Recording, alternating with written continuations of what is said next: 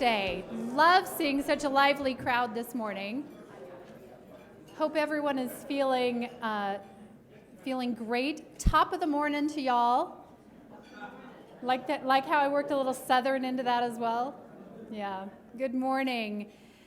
Welcome to the Arvada Chamber of Commerce Third Friday Breakfast. We're delighted to have you all with us this morning. Would you please stand and join me for the Pledge of Allegiance? I pledge allegiance to the flag of the United States of America and to the republic for which it stands, one nation, under God, indivisible, with liberty and justice for all. Well, again, good morning, everyone, and thank you so much for being with us. My name is Christine Jensen. I have the privilege of serving as the chair of the Government Affairs Committee. Sorry, I was trying to figure out which hat I was wearing this morning. We did a little Jefferson County Business Lobby business yesterday, so it's fun to be back at the Arvada Chamber this morning. We have a handful of elected officials and dignitaries with us this morning. Would you help me welcome them? Our Mayor, Mark Williams, is with us.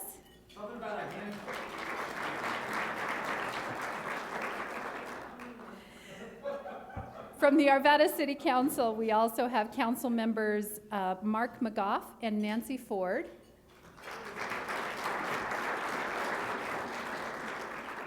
From the RTD Board, Lorraine Anderson is with us this morning. From the Apex Board, we have Tommy School back in the back grabbing some coffee. From the Arvada Fire Board, we have Bob Loveridge. Our police chief is with us this morning, Don Wick. Chief, good morning. From our state legislature, we have State Representative Tracy Kraft-Tharp. Representative Kraft-Tharp will give her report for us in just a few minutes. And then we also have State Senator Rachel Zenzinger. Thank you all for being with us. We'd also like to take a moment to recognize the Arvada Chamber board members that are here with us this morning. If you currently serve on the board of directors, would you please stand and be recognized?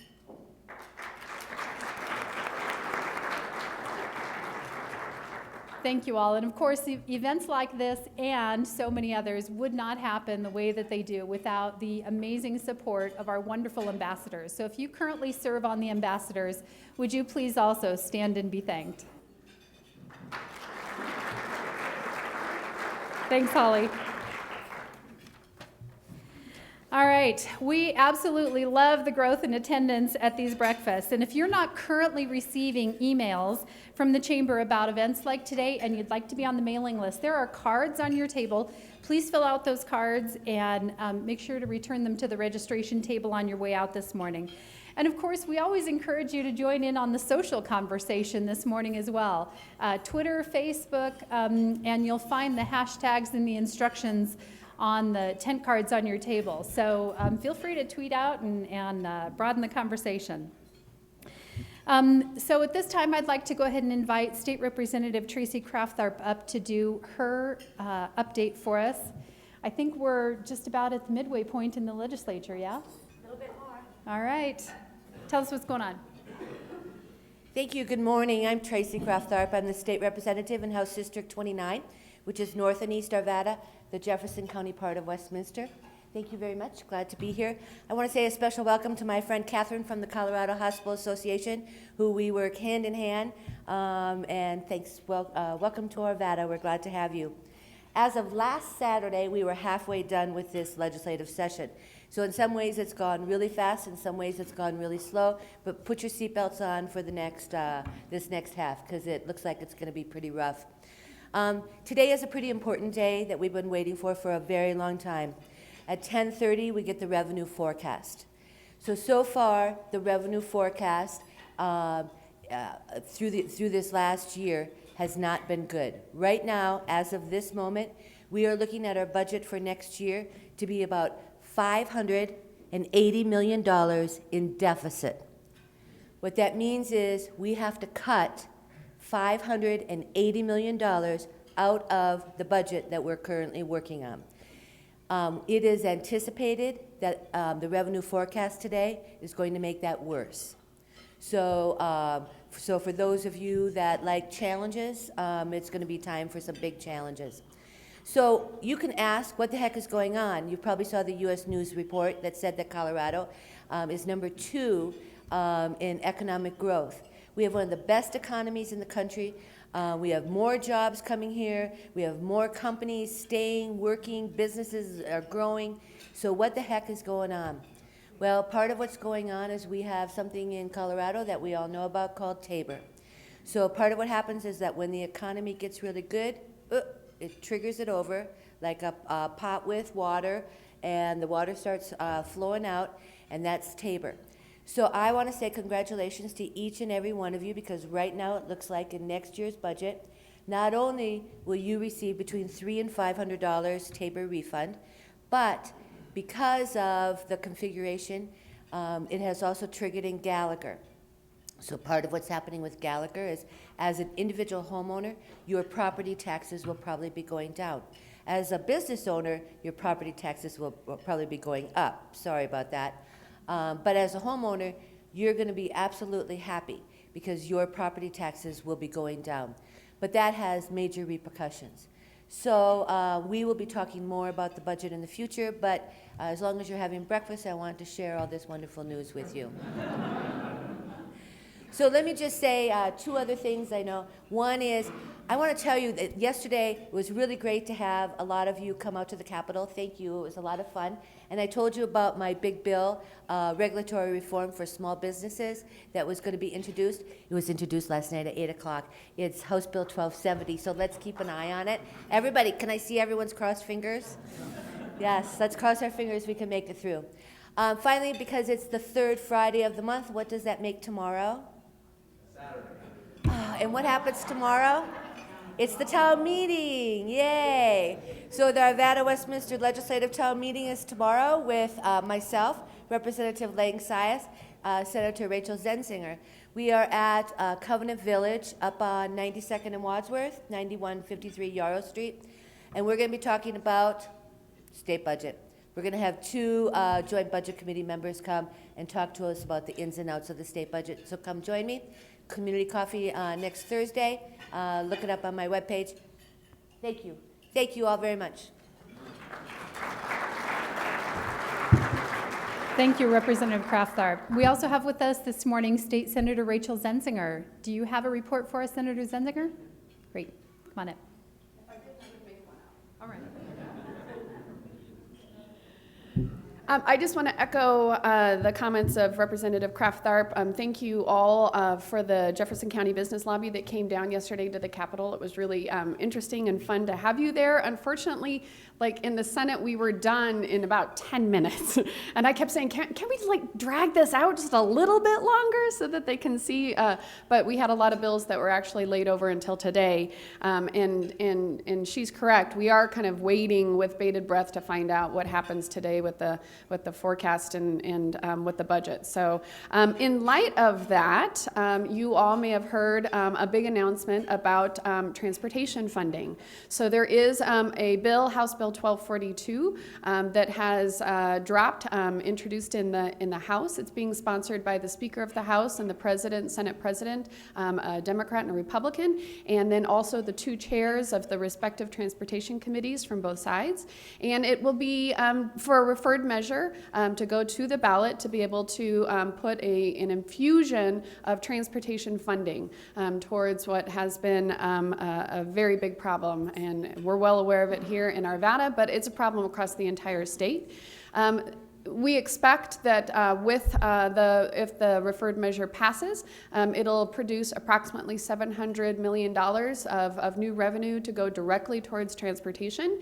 The first $300 million would be carved off the top and would be going towards CDOT so that they could use that to generate for bonding, approximately $3.5 billion worth of bonding capacity out of that, which would cover almost all of Tier 1 and a majority of our Tier 2 CDOT prioritized projects. In addition, the remaining amount, 70% of it is going to go toward local governments, counties and municipalities. That money would go to them with no strings attached. So they'd be able to put it towards their transportation priorities, whatever is most important to those communities. That was really important, in particular for people on the western slope and the eastern plains, who sometimes feel like they get a little bit of the short end of the stick when it comes to transportation projects meeting everybody's needs in the state. And then finally, there'll be about 30% of the remaining amount will go toward a new multimodal transportation fund that would be able to use as a one-for-one match with the local money or with the CDOT money to be able to work on different multimodal systems. So it does sunset in 20 years, and there are a couple of other provisions that are built into it, such as the repeal of the faster safety surcharges. So you will see those fees that you pay when you go to register your car will come down. And then also there's some, currently in the budget, some money that's dedicated towards the 228 funds, which is a 2% off the top that's supposed to go into a fund for transportation. Unfortunately, we've never used those funds for transportation because we kept appropriating them for other things to be able to fill in the budget gaps. So we're very excited that this would be dedicated transportation revenue that would hopefully take care of some of our needs here in the state. In addition to the town hall that we have tomorrow on Saturday, the following Saturday, I'll have the Colorado Policy Fiscal Institute will be here to make a presentation called Pies and Charts. It's their annual presentation that they do, talking about how the budget is sliced up. So you can bring your forks, and because we will be serving pie, and your questions about Tabor in particular, questions about what is Gallagher, what's the negative factor, all of these things that you hear thrown out there. What's the hospital provider fee again, and why does that matter? And they'll kind of explain where in the budget those things are and how they interact with other elements of our budget. That would be the following Saturday, 10:30, also at Covenant Village. And then my last event of the month on Wednesday the 29th, we will have What's Brewing at the Capitol.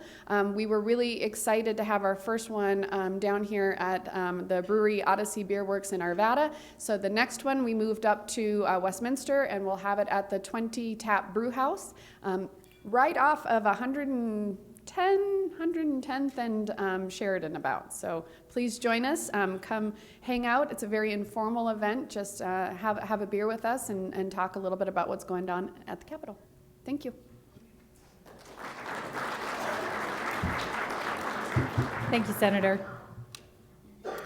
So we also have a welcome from Lutheran Medical Center today. We're lucky enough to have this event sponsored by Lutheran Medical Center. So it's my pleasure to invite Carol Salzman, Vice President of Community and Government Affairs, up to say a couple of words. Welcome, Carol. Thank you. Well, top of the morning to everyone. We heard about budget, business reform, Tabor transportation. But I think health is something that's super important to any community, and that's our topic this morning. So Lutheran's very pleased to be the sponsor for the state of healthcare conversation that you're going to have this morning. As she said, I'm Carol Salzman, and I've been with Lutheran for 3 decades, so I know a lot about healthcare, but I want to thank in advance our panelists that are joining us this morning for you taking your time. Christina will formally introduce you in just a moment. So whether you're a business owner or whether you're viewing healthcare from a personal or family perspective, I think these are the things that we hear are concerning. Access, quality, safety, well-being, cost, experience. Those are the things that are concerning probably for you as citizens, but they're concerning and they're top priorities for Lutheran, and they have been for years. We've been around since 1902, started as a tuberculosis hospital, which was really focused on what are the community's needs. And today, fast forward, that's what we're still concerned about. How do we deliver unparalleled healthcare beyond what you would expect in a community our size? So we're pretty lucky in that regard. In terms of our staff and our physicians, they are such dedicated people. We have probably 2,000 plus, 3,000, 5,000 by the time you add our volunteers, our physicians, and our staff. And together, they've helped us to create a hospital right here in your backyard, in your neighborhood, one that is not only recognized locally as one of the top hospitals in Colorado, it's recognized nationally. And these are by healthcare organizations and rating organizations. In fact, in 2016, we got, for the 4th year in a row, what's called HealthGrade's Top 100 Hospital, puts us in the top 2% in the nation, and that's based on quality. So here's just a quick highlight of some of the things that we're probably most proud of. In terms of seniors, all of you have heard the statistics on the growing senior population in Jefferson County. I think that's hands down, everybody knows that statistic. So we took an approach several years ago and we've built on it. So we have a senior emergency care, we have senior surgery, we have senior behavioral health. So really looking at those niche things that really make the experience different for those populations that tend to use us a lot. And then in terms of other comprehensive things, we're proud to be a stroke and chest pain center. So it's a good place to come. I hope you never have a heart attack. I hope you don't have to come. But if you do, we are a great source for you in terms of that. Hospice care, if that's necessary. West Pines behavioral health, so whether it's substance abuse or mental illness, those are things that we're really stellar at, that we want you to come through our doors. If you're expecting babies in your family, we're one of the largest producers of babies in Jefferson County, so we're really proud of that. So if you're in that demographic, and I'm looking around, there's probably a few that meet that criteria. So, world-class technology, innovation and growth. Jennifer is our VP of Strategy and Growth. So really looking at what are those, not just what we've done, but what are those new challenges that we're facing in healthcare? And hopefully that's some of the stuff you'll hear from our panelists this morning. So again, on behalf of Lutheran Medical Center, you are our neighbor.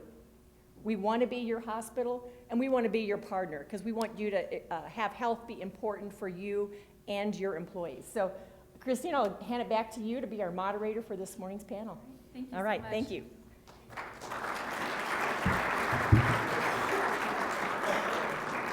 A couple of my babies were born at Lutheran as well, but, way back in the day. It is now my pleasure to introduce you to our most distinguished panel this morning. And as I read the introduction for each one of them, I'd like to go ahead and invite them to come on up to the table. With us this morning, we have the Vice President of Business Development, Jennifer Rona. As Vice President for Strategic Growth, Jennifer Rona leverages her background in hospital service line strategy, development and growth to focus on helping shape and grow volume in Lutheran Medical Center's existing high-quality service lines. Her responsibilities include identifying new opportunities and developing strategies and tactics to build and grow them. Jennifer also plays a key role in developing the hospital's overall strategic plan, keeping it aligned with the frequent changes in healthcare delivery today. Jennifer brings strong skills and experience in strategic planning and analysis, and in bringing these plans to successful fruition in challenging markets, with a focus on areas such as surgery, neurosciences, behavioral health, and orthopedics and spine. Jennifer has served at a previous organization as Assistant Vice President of Neurosciences, providing strategic planning and service line and program development. She also has held leadership roles at other local hospitals and healthcare organizations. She has a bachelor's degree in psychology from Cleveland State University and earned her MBA from Colorado State University. Very good.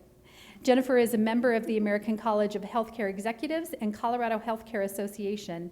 She has extensive volunteer experience, having served, among others, the American Heart Association, the American Cancer Society, and Habitat for Humanity. Welcome, Jennifer.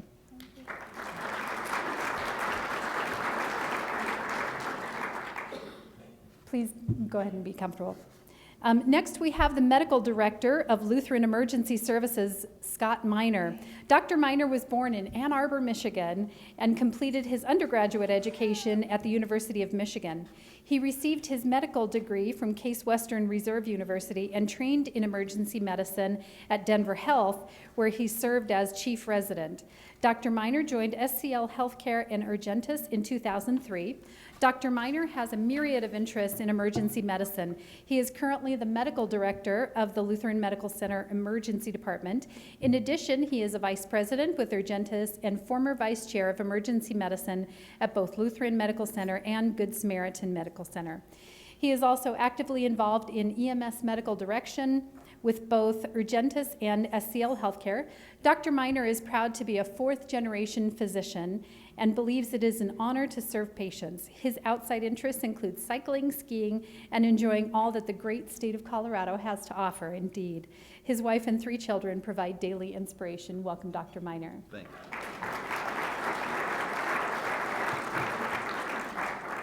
And next we have with us Cole Zanetti. Dr. Cole Zanetti is a clinical innovator and primary care physician at Iora Primary Care in Arvada. He was trained in family medicine and leadership preventive medicine at Dartmouth Hitchcock Medical Center. During his training, he helped create a patient and caregiver lead co-production group where a group of 40 patients and caregivers designed their own peer support and learning experiences. They also advocated for change in each other, the local community, and the local clinic. Dr. Zanetti currently serves as the Physician Advisory Committee member for the National Quality Forum. He is a recipient of the American College of Physicians Primary Care Innovation Award. He has been trained in value-based healthcare through the Harvard Business School's intensive seminar. He also received a certificate in leadership and community organizing through Harvard's Kennedy School Executive Program. He has worked with the Positive Deviance Initiative on new applications within healthcare, the Dartmouth Center for Healthcare Delivery Science on innovative mobile health initiatives in Haiti, was selected by the Robert Wood Johnson Foundation as a thought leader for their symposium on health and healthcare in 2032, and was selected for a National Library of Medicine scholarship for a biomedical informatics training course. Wow. He received his Master's of Public Health from the Dartmouth Institute for Health Policy and Clinical Practice. He received his osteopathic medical degree from Texas College of Osteopathic Medicine. He also holds a BA in psychology from the University at Buffalo. Welcome, Dr. Zanetti. And our fourth panelist this morning is Catherine Mulrady.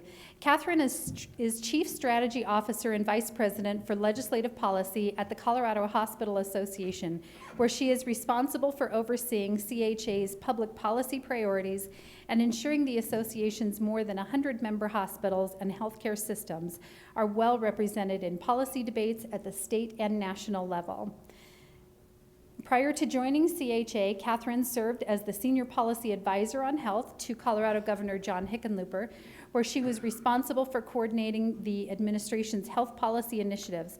She also worked in health law and health policy for public, private, and nonprofit organizations in Denver, and before pursuing a career in healthcare, she designed, implemented, and evaluated mission-driven programs for foundations and nonprofits in Washington, D.C. and Colorado.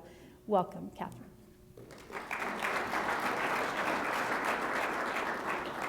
So our format this morning is going to be a little different than some of the panels that we've done in the past. It's going to be entirely a Q&A type of format. So I'll be asking some questions of the panelists up here from the podium, and then if we have a couple of minutes left at the end, we'll go ahead and take some questions from the audience as well. The questions that you'll hear came from our Government Affairs Committee, and the panelists were indeed provided the questions in advance so that they could prepare some materials and statistics and things like that. So that's kind of how the flow will go this morning. We'll leave a couple of minutes at the end for them to do a quick little wrap up.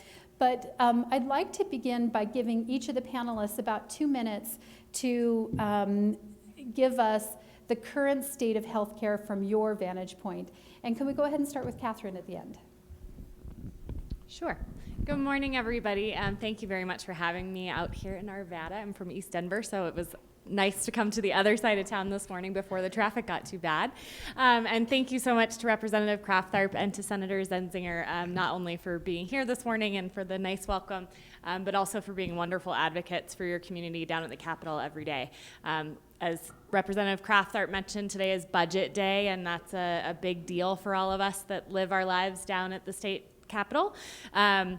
But I think really if I look at kind of our state of healthcare in Colorado right now, it's going to sound a little bit like a State of the Union or State of the State address. Our state is strong. However, it's really facing a challenging and uncertain future. Both at the state and national level, we're seeing efforts that would likely impact access to care and access to coverage and access to quality health care throughout the system. Representative Crafthart mentioned some of our state's budget challenges this year. To break that down a little bit more for you on the healthcare side, the hospital provider fee, which funds hospitals in Colorado, is facing a $195 million state budget cut. When we cut those funds from the state budget, they also get cut out of our federal matching dollars that come to the state to fund healthcare. And so really that's a $390 million impact to Colorado hospitals this year. For your community, Lutheran Medical Center's share of that is about $6 million out of their budget for 1 year. I can't speak to kind of how Lutheran's approaching that, and certainly we do expect the budget to get worse before it gets better, but there's a big hole that's going to have to be filled, not only by Lutheran, but by other hospitals around the state, and particularly challenging for our rural communities that are really kind of struggling on the precipice as well. In addition, at the federal level, there is a lot going on that will likely change the Affordable Care Act. And although I wouldn't put too much stock in exactly what's on paper today as actually making it through both the House and the Senate and getting signed by President Trump, I do anticipate that there will be some consensus around some changes, which really places our healthcare community and providers in particular, and therefore consumers and patients, in a tough position of trying to predict a very uncertain future. Great. Thank you very much. Thanks, Catherine. I think what I'll lay over top of that is local healthcare and how people are receiving healthcare in the state of Colorado, and especially specifically along the Front Range, in light of all of those expenses, is getting more and more competitive. You have a number of not-for-profit, faith-based, and for-profit healthcare organizations across the Front Range that are no longer able to sustain themselves independently. So what we've seen in the last 5, 10, 15 years is not just hospitals aligning and creating larger health systems, not just along the Front Range, but partnering with national systems, but independent physicians, whether they're specialists as cardiologists, neurosurgeons, neurologists, or even primary care physicians that used to be independent and really have a passion to stay independent and serve their communities, are no longer able to do so. And so we're seeing the impact of how are we going to manage the dollars, how are we going to manage the cuts that are coming nationally. With a healthcare, healthcare is, I think, 17 to 18% of the gross GDP. So it's a pretty significant impact, and it's why healthcare probably is at the top of most discussions right now. But locally, you're really seeing the impact in terms of how you're able to access care. If the panels are open for you to go call a physician's office and say, we're not taking Medicare patients, there are a lot, or Medicaid patients, and there's a lot of trickle-down impact that businesses and organizations are seeing, and then the patients are seeing throughout the community. So glad to be here this morning. And I also do want to say thank you. I just recently departed from the Arvada Chamber, and so it's really, really nice to see a lot of familiar faces here this morning. And the city of Arvada is really an incredible place. So we are uniquely positioned to be great partners and really enjoy the community here. Great. Thank you. Dr. Miner. Thank you, Jennifer. So I'll just pile on with that and say that I've been practicing emergency medicine on the west side of town here in Arvada since 2003, and it's a great community, and Lutheran's a great place to work and provide care. So thanks for having us here, and it's great to participate in this panel discussion. A few of my thoughts on the state of healthcare today. I think it really is exceptional, and I think that there is a lot of negative feelings about healthcare that currently exist, and I think a lot of it is probably not realistic. It's nice to live in a community and in a state and in a country where you can really access world-class medicine at any point in time. I don't think a lot of people in our society right now kind of really feel that and realize the reality that all you have to do is walk out your front door, and probably within a half a mile there is an opportunity to get expert emergency care, expert acute care, expert primary care that really is unparalleled anywhere in the world. So the first thing I would say about the state of our healthcare is I really think it's exceptional. The second part, thing that I would say about our healthcare is I think it's incredibly fragmented. There is very little continuity between any one of the silos of healthcare that we may seek out. When we see our primary care doctor, we get great advice about how to manage our chronic conditions. When we get sick, we're often, at a loss in terms of where we should go. For a number of reasons. What is the resource I need? What is the cost I want to incur? And so it's a system that is highly fragmented and lacks a really critical continuity to provide quality and to provide a lower cost.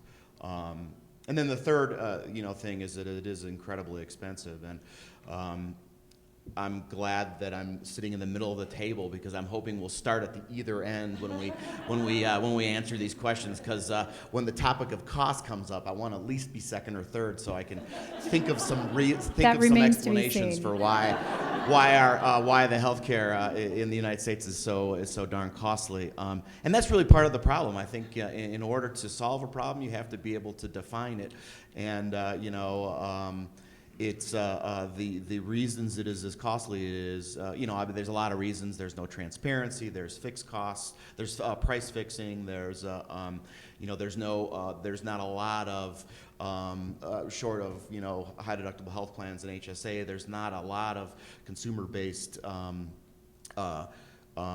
intimacy with cost when we're consuming healthcare. But so I would say exceptional healthcare, fragmented healthcare, and very expensive healthcare. Very good. Well, from the primary care perspective, Dr. Zanetti. Well, I wish I could be as optimistic about our healthcare system as it stands right now. I think we have great teams that really try the best they can when they're seeing patients, but they're within a very broken incentive structure, a system that reimburse health systems around the $20,000 mark if you end up in an intensive care unit after you had an unfortunate health event like a heart attack or a stroke. But if you were to go see a primary care physician or provider and they see you to prevent that from happening, you're talking about a $200 reimbursement, which to me is insane. On top of the fact that we are not paid right now, pending MIPS and MACRA, which are always fun acronyms that they come up with, but it's right now we're still paid predominantly to see more people and to do more things to them. It's called fee for service. That is the lion's share of how reimbursement works. And if you are lucky enough to be able to establish something called a value-based payment system with an insurer, that is one insurer. Most health systems take 6, 7, 8.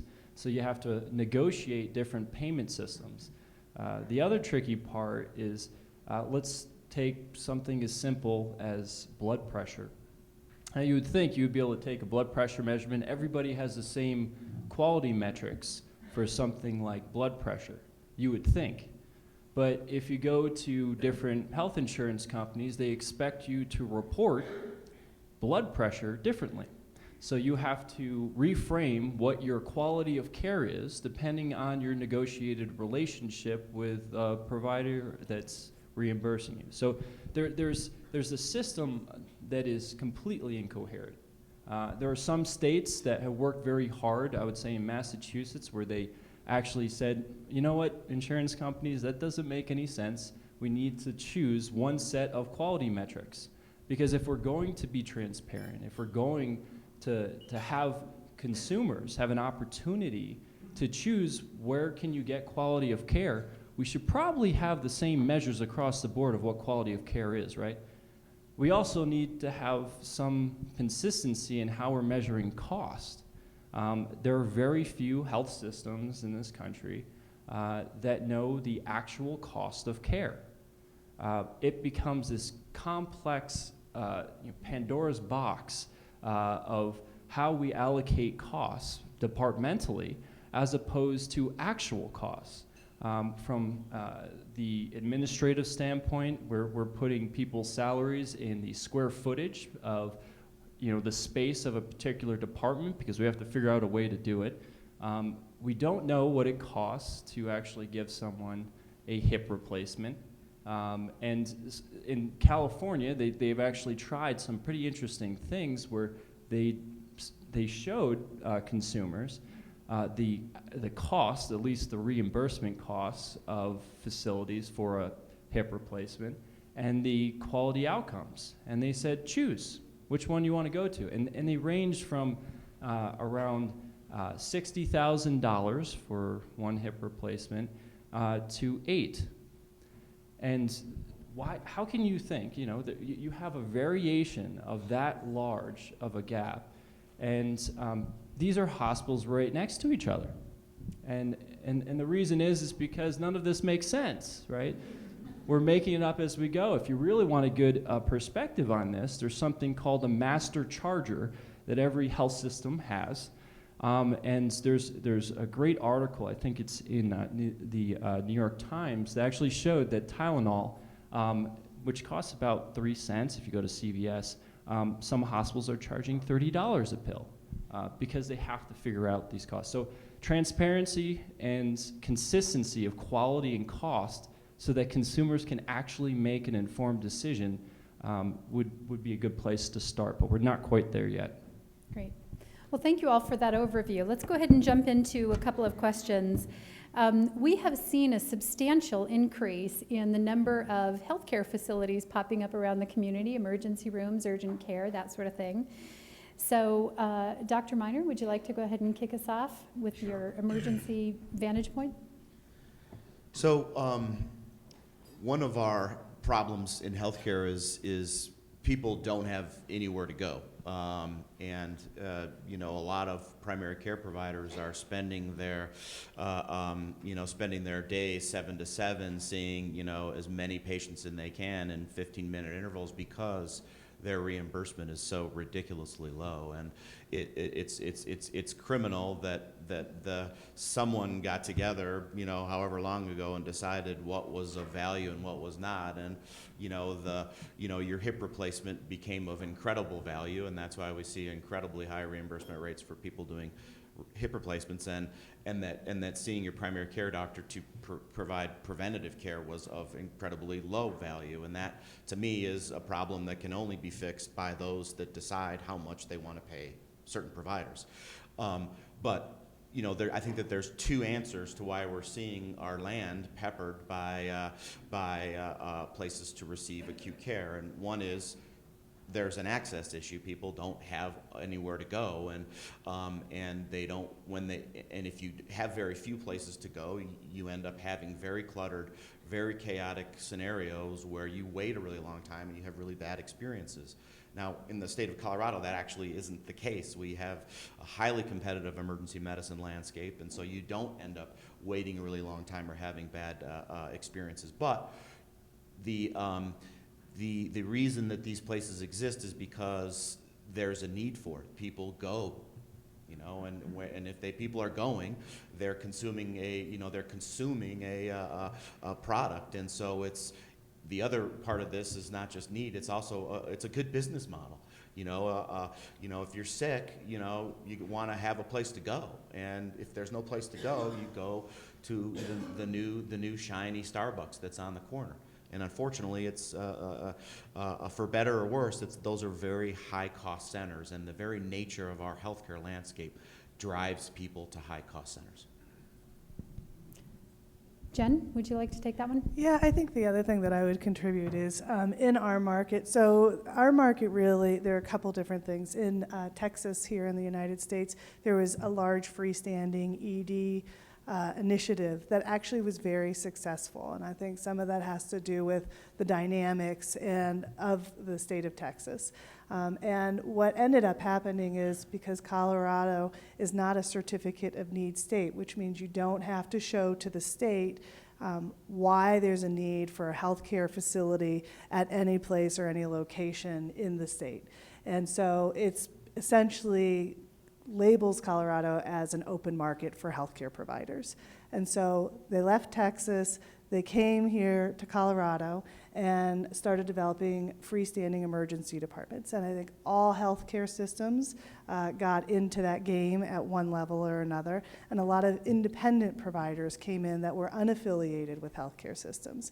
And the jury is still out. I think you could see it in the newspaper, online. You've probably talked to your neighbor who said, I went to one of these places, I thought it was an urgent care, I got a bill, and I can't believe what's going on. And so there's not a lot of transparency in terms of what type of healthcare facility you're accessing when it comes to these.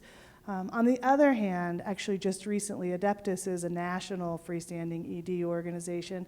They're here in the state of Colorado, and they've partnered with one of our health systems. They're a public company. And when they opened, their stock prices opened at $97 a share.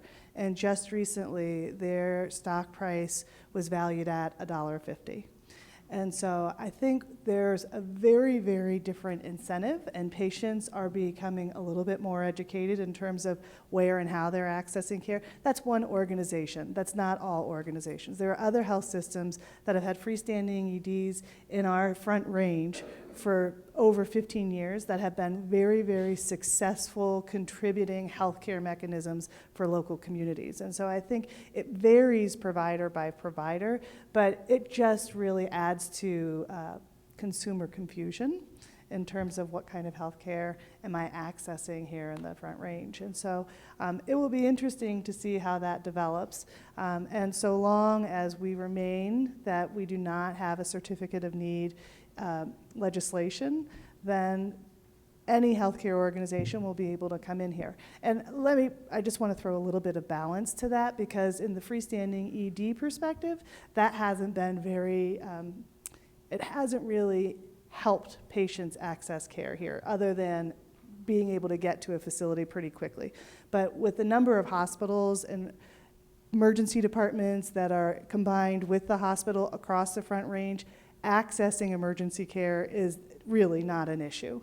But the other part of that is, because we don't require a certificate of need state, the innovation and the businesses that are coming to Colorado and the state of really coming in and creating businesses all around healthcare. How do we provide the quickest access to healthcare when you are accessing healthcare at the appropriate healthcare point is incredible. And so there are some real pros to not being a certificate of need state, and there are some other pieces that we have to figure out. How do we as a community, as consumers, regulate what's going to be successful and what isn't? Catherine, do you want to add anything? Yeah, I'll add just a couple of kind of points of reference. So one of the unique things about the Hospital Association is that we represent all the health systems, so we kind of get to be nonpartisan, but we also collect a lot of data from our health systems. And one of the things that we track over time are emergency visits. And although we've seen these increases of freestanding emergency departments and other health facilities, really, and it is concentrated along the Front Range, what we haven't seen is an increase in ER visits once you adjust for population. So really what's happening is those ER visits are getting distributed across more facilities, but it's not actually driving ER visits. And I would argue that therefore it's not driving cost. But these are emergency rooms. They say emergency on them, they say ER on them, and they will cost the same as a hospital emergency room. And I think that's really part of the challenge that consumers are facing, because if they see a standalone facility that's not a big kind of hospital block, then they don't expect to pay that for that level of service. CHA has actually recently launched a campaign called Where for Care, and it's a website at whereforcare.org. And it's really encouraging people to make a plan, not too dissimilar from maybe your home's fire plan, for planning where you'll go to get the kind of care based on what you're facing. And so some of the examples there are like snake bite, go to an ER, ingrown toenail, wait till your doctor's office opens on Monday. But it is, there is a sheet that you can download on that website that kind of helps you and your family create a plan in advance of an emergency, so that you know where to go in consultation with your insurance provider to make sure you're going to the right place. Perfect, thank you. Dr. Zanetti, a moment ago you were talking about the incentive system. So our next question talks about why the cost of healthcare is going up. And Dr. Miner, I will call on you next, so be ready. Well, Talk about the incentive system, but we also want to know if there's anything being done to lower the cost. So I'd like each of the panelists to address that. So this actually ties to what this conversation was just about. When you have a fee-for-service structure, in order to generate revenue, you need to book out to make sure that you have people coming in, right? So in a typical fee-for-service primary care office, you're booked out 3 months because you want to ensure that you have that money or the cash flow, but it creates a major problem, right? So access becomes an issue, and then people become culturally trained to go to places like ERs or acute care facilities for things that are primary care oriented, like diabetes control, migraines, headaches, very common stuff. I'd say about half, and correct me if I'm wrong, of people walking into the ER today don't need to be there. And it costs to walk through that door just to get triage, just to be seen by very smart people over here. And that is a huge implication of rising costs, is misuse of care due to that system. Now, there's ways that we're actually doing much better in new payment systems. Direct Primary Care, the organization that I work for, negotiated with an insurance company and said, we're not going to be paid that way. We can't provide effective primary care through that mechanism. There are full at-risk capitated rates, value-based contracting, where you get a chunk of money every month based on the risk of the population that you're caring for. And imagine this, you actually do better if your population stays healthy. I mean, it's uncanny. I don't understand why it took us that long to get there, but we actually do better as an organization if our population stays healthy, not by how many times we see them. And so we're growing, direct primary care in general is growing rapidly, and we're reducing costs to the system at large because we're able to create access. We have patients right now, because it's not just about medicine here, it's about creating a healthy community. And that's something that we have yet to talk about. That's actually what healthcare should be about, is community health and preventing these catastrophic events as long as we can. So we have classes on knitting, okay? I'm not educating them about diabetes. It's knitting and bingo for people to be able to actually meet others and socialize because of the impact of depression. This has created groups of people that afterwards will now go to a local business to go shopping for a few hours. We had one patient that actually goes to Walmart, unravels the toilet paper, and then takes our business cards and rewraps the toilet paper with our business cards because she said why should anyone get any type of care that's different? This is how care should be. Hour-long appointments, and we're sustainable. So these types of models are growing throughout the country, throughout Colorado, and it addresses cost and relationship building at the very fundamental level that healthcare should. Innovative approach to healthcare indeed. Dr. Miner. IORA is doing great work, and I definitely think that there is an opportunity to reduce costs through a much more valuable relationship with the primary care provider. But I will have to respectfully disagree with a couple comments from my colleague here. We have studied at great length numerous times whether or not people in the emergency department, quote unquote, need to be there.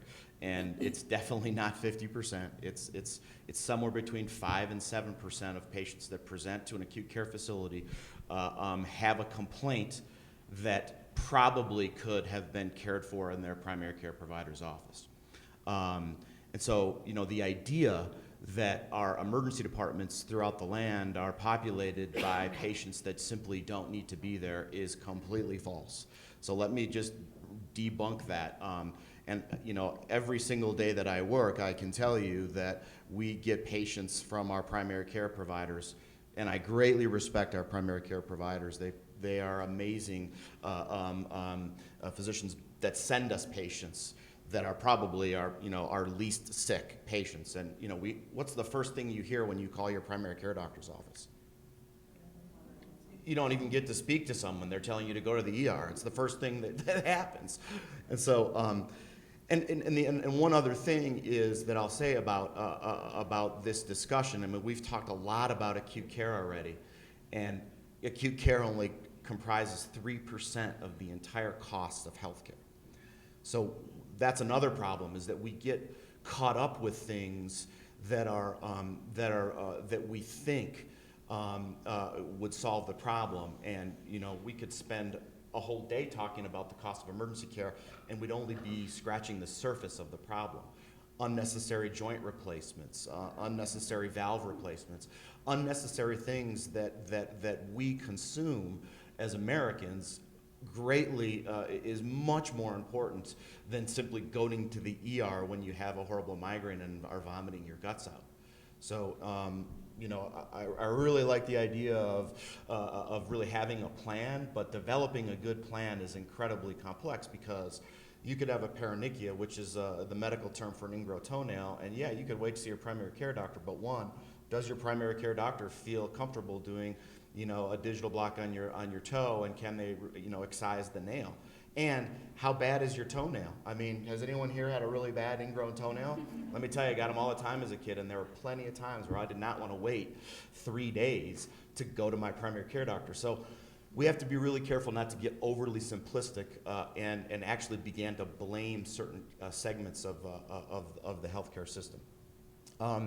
So what are we doing to reduce costs? You know, our group and many physician groups like ours are very focused on reducing cost and at the same time driving quality. Practice variability is a huge problem when it comes to creating unnecessary costs. So we in our group track every single provider in terms of how many CTs they do per 100 patients, how many MRIs they do per 100 patients, what is their patient satisfaction scores compared to their colleagues, what's their antibiotic utilization. We have a whole series of clinical pathways that are evidence-based. Do they follow them? And we study that. And so what we're doing is we're creating a bell curve of standard practice, which doesn't exist. And the reason it doesn't exist is no one's really cared about it, and it's been too long in the making. So yeah, there's a lot of focus on both driving quality and reducing costs, which really can be two sides of the same coin. Thank you. So we often hear from our business community that they feel frustrated by changes to healthcare and how it impacts their ability to operate their budget and support their employees. Jen, would you like to take that one? This is a really big one, and kind of a theme that's running through here. I'm going to kind of go to everybody's iPhone or some type of digital phone that you have here. I think when we take a look out at the community and who are we serving, we're now looking at such a dynamic group of users and how people want to access care. When you have seniors that have a primary physician and they say, Dr. Johnson has been my physician for 30 years and he's seen all of my children born, and he knew my mother, and he knew that's not the typical healthcare recipient and consumer anymore. And so then you look at the baby boomers who, they're all about convenience. I want to get in quickly, I want to understand what my problem is and move on. And so part of the challenge that we're having to face is how do we serve all of these different types of consumers or users and how people use healthcare, whether it's wellness or it's emergency care. And so as we're trying to figure out how do we do that and how do we manage those costs, I think I would be remiss if with our other colleagues at our organization to say cost of care at Lutheran Medical Center is probably one of the pillars of this organization that has really allowed it to sustain the changes that have come over the last several years. With more competitors coming into the market and really wanting to make sure that we're providing really, really streamlined care. Our care management gets more important, our post-acute strategies get more important, and our length of stay really is what drives what's the care that patients are getting in an organization. And so there are so many contributing factors. I'm going to use just one small little one. Believe it or not, I have a 4-year-old at home. He'll be 4 next month. And he came into my room in the middle of the night 3 months ago and says, "Mommy, my ear hurts." And it was 3 o'clock in the morning on a Saturday morning, and I thought, oh God, how am I going to, I'm thinking, okay, urgent care right down the corner, and Swedish is down the street. I'm thinking about all these organizations, and then I remembered that my company actually has a part of our healthcare plan is called Doctor on Demand. It's 24/7 care. And it's part of our plan, so we have a reasonable copay to utilize the service. And at 3:30 in the morning, I got up with my son in our pajamas, got on the phone, had a physician appointment with a pediatrician who at the end of the appointment said, at 8 o'clock when Walgreens opens down the street, because I see that's right down the street from you, the prescription will be ready for your son. And so when we talk about how people access care and how users today of healthcare want options and alternatives, it is radically changing and at a very, very quick pace. So I think there are a lot of pieces to this that we need to keep in mind. Great. So let's have. Just add one thing Yeah, to go that. ahead. I don't want to get us off track, but in order for us to really capitalize on some of these innovative approaches and to allow our primary care providers to provide better acute care, we have to normalize the medical legal culture that we have in this United States of America of ours.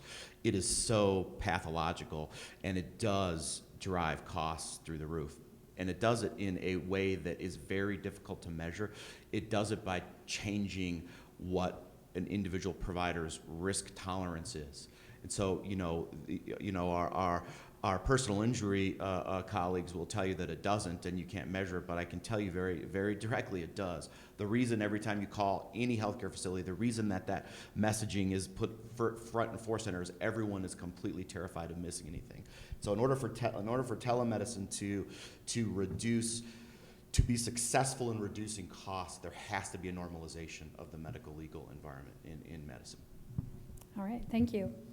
All right, tall order panel, but brief answers on the next question if you can. Tell us the difference between patient-centered care and relationship-centered care. Dr. Zanetti, would you like to start that one off? So when I think of patient-centered care, I think the first thing that comes to mind for most people is this concept that's been coming out called the patient-centered medical home. And there's a whole certification process, and I'm a where does the rubber meet the road type of person. So if you actually look at what are the necessary core qualifications to become a patient-centered medical home, these include having a system to review labs, having a system to refer patients to specialists, having an electronic prescription system. Now, where in those qualifications do you hear patient? You really don't as much. But the general concept of patient-centered care, theoretically, philosophically, is saying we need to know what the patient's values are in order to make decisions about care delivery, okay? Where that separates from relationship-centered care is saying that relationship-centered care's sole basis is you can't provide care without knowing a patient's values. You need to know what are the things that matter most to them. And the construct of how we make decisions is through a shared decision-making process, AKA we need to be able to explain what the risks and the benefits of various choices are for any kind of treatment option. And that also includes being able to say, no, I don't want to do this, and that being okay. Our job is not to coax people and force them down a particular path just because the quality metric is pressuring us to do so. Our job is to make sure that we know the person in front of us as a person. For example, we do our first visit, which is an hour long. We have same day and next day visits, 24/7 access to a physician. But that first visit, when you come in, we take the stethoscope off and ask you, who are you as a person? I don't want to know who your medical diagnoses are or what they are and what they've meant for the last few years. Where did you grow up? What are the things that matter to you? So it also, from a relationship-centered care standpoint, requires a consistent communication with the community and the patients themselves and how we think about delivering care.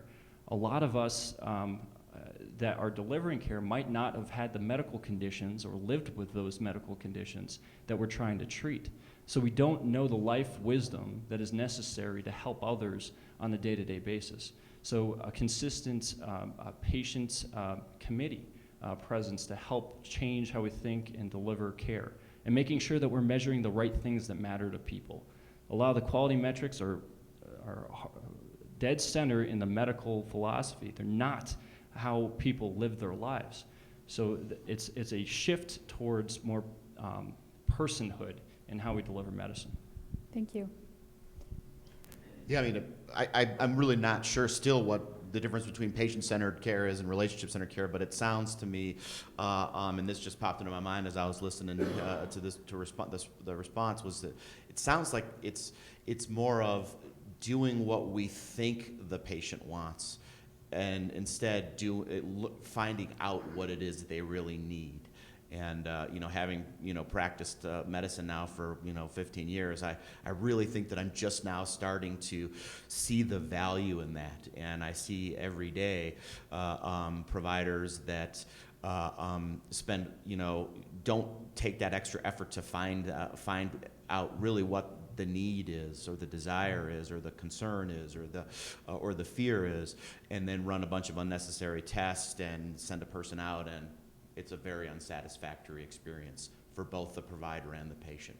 What's more tragic than spending some time with a patient, running a bunch of completely expensive and unnecessary tests, and having them still walk out the door completely terrified that they have cancer, when all you really needed to do was find out that was their concern and tell them why they don't have it and how you know that they don't have it. And so, I think that's probably what we're trying to get at by creating these fancy names that none of us really have any idea what they mean. Thank you. I'm going to send the next question over to Catherine. We'd like to get an update on the State Health Exchange. What does it look like today, and what do you expect is coming in the next few months? Our legislators have left the room now, so you can tell us the real deal. So I always kind of view the state questions about the health exchange as kind of a proxy for Obamacare or the ACA, because it's a lot more complicated than just that what's question's happening coming at next, the by the way. exchange. I'll tie them in together. It's just easier that way. So, in 2014, we did a lot of changes to our healthcare system in the country. We expanded Medicaid pretty substantially and opened these exchanges where people can access subsidies. I think that what we'll see over the next few months is nothing, but what we'll see over the next few years is probably life-changing. Just don't know what direction that's going to go yet. So under the recently released Republican healthcare plan in Congress, which is really the Paul Ryan-driven healthcare plan, there won't be this kind of exchange network necessarily, but people will still be able to access some of the protections that are under the Affordable Care Act, such as staying on your parents' insurance until age 26, being able to get care even if you have a pre-existing condition. But those subsidies and things are going to change, and so they go from being income-based under our current system to being age-based under the future system. This gets into a lot of wonky details that we don't have time for today, but the Congressional Budget Office puts a score on all of the all of the bills that come forth in Congress, and their score on the bill is that 24 million fewer people will have insurance. One of the kind of bizarre findings that was really troubling to me is even though 24 million fewer people will have insurance under this new plan, it won't crash the risk pools on which insurance is based. And the reason for that is because older people who don't yet qualify for Medicare will be priced out of insurance altogether, therefore making the risk pools younger and healthier and insurance cheaper. But it's a really kind of Sounds like the insurance perverse companies are going to get incentive, rich. right? So it's a really perverse incentive, and I probably should have led with a disclosure that both CHA and our federal counterpart, the American Hospital Association, are really actively opposed to the legislation as currently drafted. We're certainly not opposed to changes in healthcare, and we're not opposed to changes to Obamacare. Whatever, this is probably not the path that we would like to be on, because ultimately when our patients can't get insurance coverage, that impacts our ability to provide them the right care at the right time. So totally dodged your question, but talked about something else. So we do want to know what are the kinds of changes that we can expect to see over the next couple of months. Granted, we'll have to wait and see how the Republican proposal leads out, but any changes expected to the state healthcare exchange? So the good news with all of this public policy stuff is that bureaucracy moves at a snail's pace, sometimes in reverse. And so I really don't expect there to be many changes for us, certainly for this 2017. Typically insurance plans are done on an annual basis, so not a ton of changes for 2017. And frankly, insurance companies are developing their rates for 2018 right now based on current law, because there isn't a whole lot to rely on in terms of how the law is going to change. So I don't even think you'll see a ton of changes in 2018. A lot of the conversation at the national level has kind of pegged 2020 as the implementation date for a lot of things. One of the key changes that's in the current legislation is scaling back Medicaid expansion, or essentially kind of waiting for people to churn out of Medicaid and then not allowing them to get back in. I think from the hospital's perspective, Medicaid is hugely important to us. Medicaid covers 1 in 4 Coloradans. If you add in Medicare, it's 1 in 3 Coloradans. Both of those programs don't pay healthcare providers, whether you're a primary care doctor or a hospital, as much as it costs to deliver that care. So Medicare, for example, I think pays about 73 cents on the dollar. Medicaid's not much different. But with the cuts that I mentioned kind of at the outset, plus the cuts that we're likely to see from the feds, we'll see a lot of people losing insurance coverage, whether that's due to changes in the private market or changes in Medicaid, starting in 2018, 2019, 2020, if this were to go through. But it has a long way to go. I think it'll get out of the House, but just a quick kind of snapshot on politics here. So the U.S. House of Representatives skews right. So it's very conservative chamber. And so there are members of the House Freedom Caucus, there are about 60 of them, that really want to change. They don't think that the law that's been proposed is conservative enough. So they want to scale back a bunch of stuff earlier than 2020, and they'll probably add some amendments that drag it further to the right. The challenge to that is that the Senate is a more moderate body, right? They represent entire states, not small districts, and their struggle is going to be how to pull it kind of back to the center from where the House passes it. And then no one really knows what the president's going to do. I think there's been a lot of confusion, lack of clarity with exactly what he'd like to accomplish with this. And so who knows kind of how it'll pass the House, how it'll pass the Senate, if it'll get signed by the president.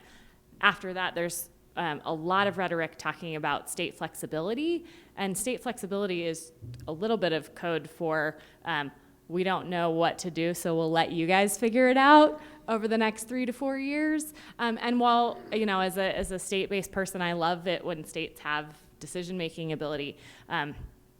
If you don't have the resources to make the kinds of decisions you're being asked to make, like we're not going to give you any money, but we hope you can figure out how to pay for Medicaid, right? Like Tabor doesn't allow us to do that in Colorado. We would have to go back to the voters and say, hey, voters, would you like $1 billion tax increase so that low-income Coloradans can have insurance? That's a really challenging thing. And so I've kind of rambled on here, but good news, not much in the next few months. Keep an eye on it. And I would, if you have 10 seconds, call Corey Gardner, because I think he'll be a huge leader in this. He has signaled some willingness to kind of break ranks a little bit and really stand up for the Medicaid program in Colorado. And I think he needs continued encouragement to do so. Very briefly, Dr. Zanetti. I just want to mention that if we don't pay for Medicaid, and it's like 50 cents on the dollar for what actual costs are and what we get, that's why our premiums go up for small businesses, for all the rest of the private insurers, because health systems need to find the money somewhere. So you are taxed, whether you realize it or not, in healthcare premiums for providing care. So it just, I don't want people to think that you're not taxed. You are. It's just in the most perverse way possible. So let's have a conversation as we conclude here about innovation.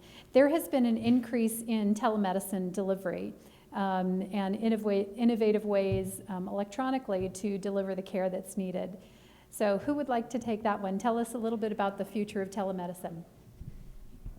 I do just want to mention that, so there was a recent article published actually a week ago in Health Affairs related to telemedicine and its application for upper respiratory tract infections, like kind of an acute utility. And the study showed that it actually increases utilization and increases costs.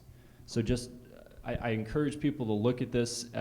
We have a tendency in healthcare to get attracted to shiny objects and technologies that cost a lot of money. And we forget that some of the more basic things like access and relationships actually have been shown consistently able to reduce costs. So telemedicine is a great thing in certain circumstances, but the evidence is really showing it might be counter to our initial thoughts. Can I just I'll do a quick plug for Lutheran. So Grant Wickland, who's the CEO over at Lutheran, is kind of a visionary guy. I've known him for probably about 15 years. One of the things that he started up at Lutheran, oh gosh, Lindsay, I might need your help, maybe like 18 months ago, is this innovation center. And so it's not telehealth specific, but it is designed to try to generate new ideas about how we can change what we're doing inside Lutheran, and whether those ideas come from staff or from patients or visitors or administrators. It's kind of an open forum exchange of ideas, and if you have an idea, you can kind of submit it to the Innovation Center. It gets vetted, and then if it works, it gets implemented throughout the whole hospital. So it's just getting up and running, but for those of you that have been or may be in the future Lutheran patients and see something that you think could be done better, I really encourage you to engage with the Innovation Center over there, and Lindsay can answer all of your other questions. I'm going to just throw out a couple things, and it's not specific to telehealth. I do want to go from a very different perspective other than the clinical perspective about what does relationship-based care look like. And I think it looks like the relationship that you have with your neighbors and your colleagues, and that people in your community actually know who you are and know what your value system are. And I think those are critical pieces. I think for our organization, our relationship with the EMS communities has been critical. They know the community members in a way that we will never know community members, and our police force that are here, and they know community members in ways that we will never know community members. And so I think when we talk about relationship-based care, it is significantly beyond the doctor-patient relationship. And so I think all of us have a commitment to trying to figure out how do we do that for and with each other on a daily basis, because we couldn't do what we do, whether it's in behavioral health, without the partnership of our police force. And we couldn't do what we do in the emergency rooms and in the primary care settings if we didn't have the talent of our EMS partners out in the community. So I think that really fundamentally, and that's innovation in and of itself. There is so much going on that's not just telecare, because telecare there's an appropriate setting for it. And those are usually extreme acute situations where time is relevant to the outcome of the patient's care. But there are a lot of other parts of innovation, as you talked about the Innovation Center that Lutheran has, but there's also another organization here in the state of Colorado. The state of Colorado healthcare community wants to be the most visionary and lead innovation nationally. There are a few organizations. One is called Prime Health and another is Catalysts that's opening up next year. And they are partnering with all of the healthcare systems, and they're partnering with entrepreneurs and physicians and visionaries and saying, how do we address all of these issues? Because users want to access care in different ways. Providers provide care in different capacities. And so I think innovation is really going to be what drives how we do it, but it is so inextricably connected to relationship that we can't move, we can't separate the two. Great, thank you. Well, I think we could all agree that this conversation could continue for hours. We have tons and tons of questions for you, but the time constraints this morning are going to limit us. Can I ask the panel, would you be able to stay for questions after the presentation is done in case anybody has any additional questions? Great. Let me have you do just a quick 30-second wrap up for us if you can. Any final comments? Yeah, I know, like politicians, right? Just a quick 30-second, any final comments? Cool. He threw me under the bus. He said, "Go first."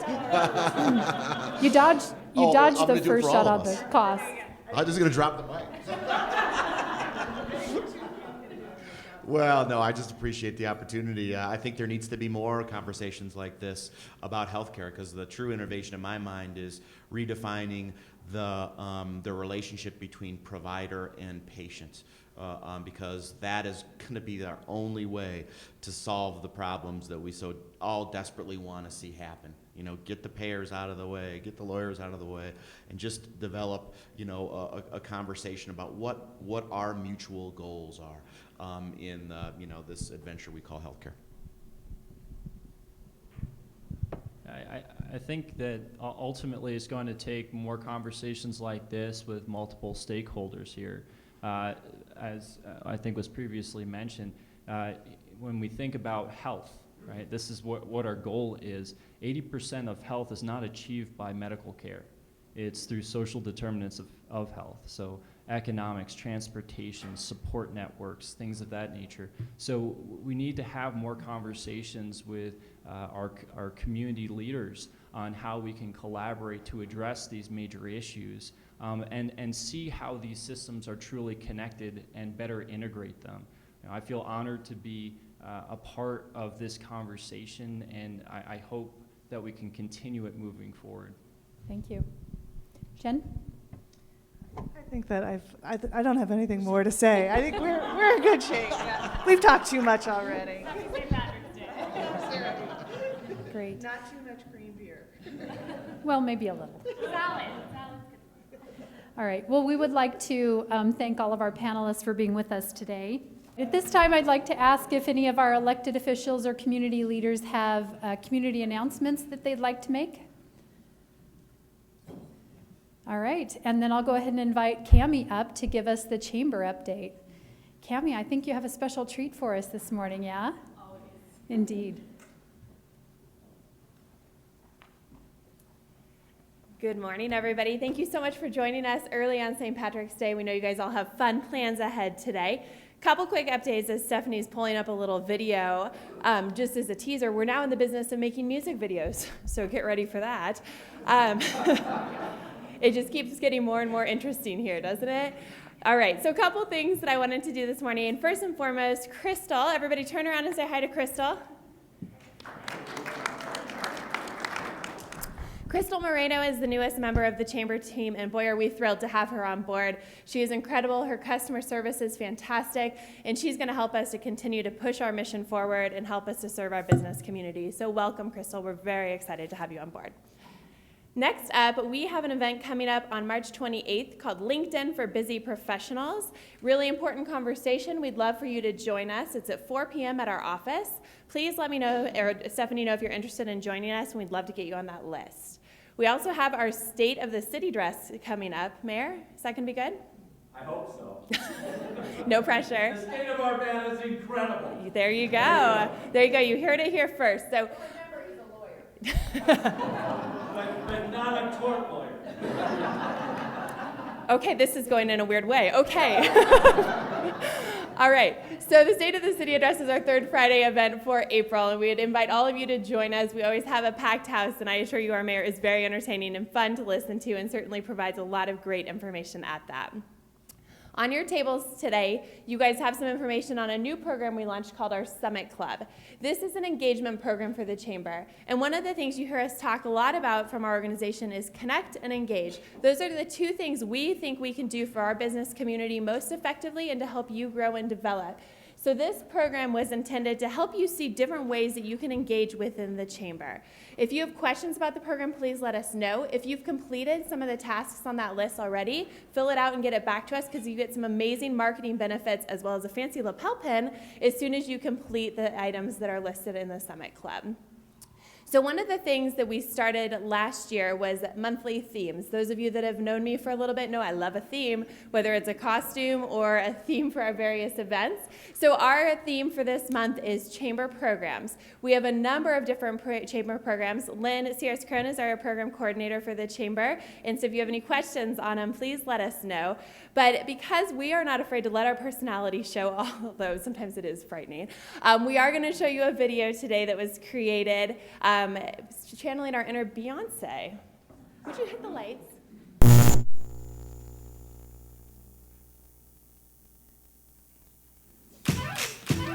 All the chamber programs, all the chamber programs, all the chamber programs, all the chamber programs, all the chamber programs, all the chamber programs, all the chamber programs. Now put your hands up in Arvada. Chamber 6 doing its connecting. You decide to join and want to get engaged because you need to network.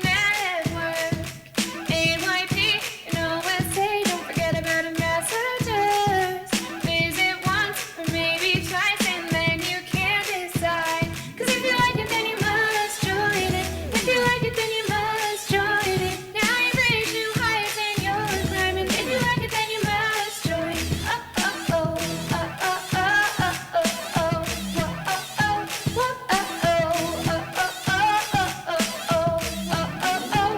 Cause if you like it, then you must join it. If you like it, then you must join it. Now you've reached new heights and you're climbing. If you like it, then you must join. We got government affairs, leadership too. Inspiring woman is a hit. Networking groups, Summit Club. Are you interested in joining now? They keep growing stronger and will benefit you more and more. Cause now it's your turn, but you gotta learn what really is your perfect fit. Cause if you like it, then you must join it. If you like it, then you must join it. Now you've reached new heights and you're climbing. If you like it, then you must join it.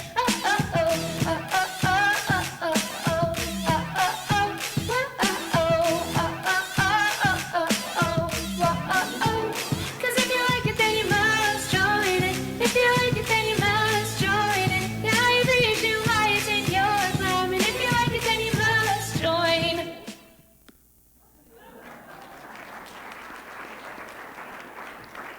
So you guys have heard me say this before, but truly I have the most incredible team to get to work with, and how fun is that?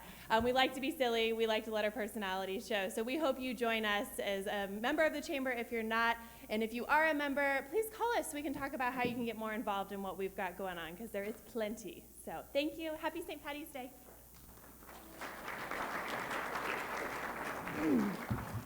I don't know, maybe I get to be in one of the upcoming videos, eh, Cammie? We'll see. Thank you all for joining us today. The panelists have agreed to stay if you have any additional questions. While you're here today, go ahead and register early for next month's State of the City address by the mayor. And thank you for being with us today. Have a happy St. Patrick's Day.